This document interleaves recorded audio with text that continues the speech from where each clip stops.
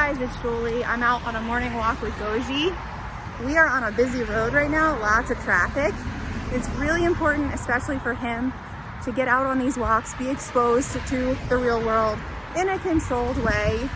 Before training, he came here impossible on a leash. It was not sustainable. First he would eat everything he saw on the ground. So it's nice to be able to walk over trash and not worry that he's going to pick it up and eat it.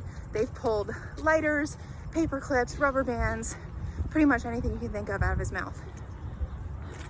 Secondly, he came here barking, lunging, exploding on the leash, all puffed up, big and bad. But we found, once we took those behaviors away, said you can't bark, you can't lunge, you can't explode, you can't pull me down the street on the leash.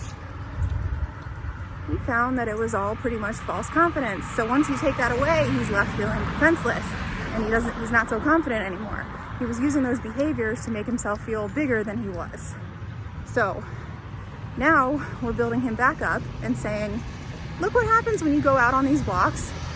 You're in a heel, you're calm, you're not overreacting to the world around you, and it's really nice. And this behavior will get him out into the world more because it's a dog that you can actually have walks with every day and not risk being dragged to the ground, not risk losing control, letting go of the leash, and losing him. I can't even see right now, it's so bright. But I just wanted to show you how nice this walk is. I mean, I can barely feel him at the end of the leash. He knows exactly what to do. He's focused on following that left leg, which is heel. And of course I have my remote collar.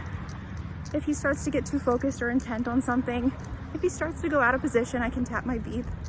Or really just to focus him back on me. Because remember, this is all new to him. He lived a long time in that out of control state where he just did whatever he felt without thought. Now we're asking him to use his brain a little bit more. And it's so specific that he has to walk in this one spot. And if he goes too far forward, to the left, behind me, or behind my legs, he gets corrected and put back into that heel spot. So he really has to use his brain. One 15-minute walk like this will tire him out more than like an hour-long walk that's out of control, because he's not thinking at all, and he's really thinking like this. This is like going to school and taking a 100-question test. So we're tiring him out mentally while also getting him a physical exercise. And of course, let's say I want to stop up here in the shade and check my phone or talk to a friend. I'm going to use a stationary command. Sit, down. So we put him in a down stay. If I think he's getting too intent on something, or if I just want to let him know he'll be here a while, I can put him in a double down. Down. And that just means relax a little bit more. To release him, well, I could either recall him to me, I could heel, or I can give him the release word and let him go sniff. Let's do that. Break. We come in and we end our walks on place to decompress, to relax, to chill, so I can get stuff done around the house. And of course, you notice I have the tie back on. That's really important. That way, if he breaks, he doesn't make it all the way across the house or over to the door and reward himself. I'm able to correct him and put him right back on.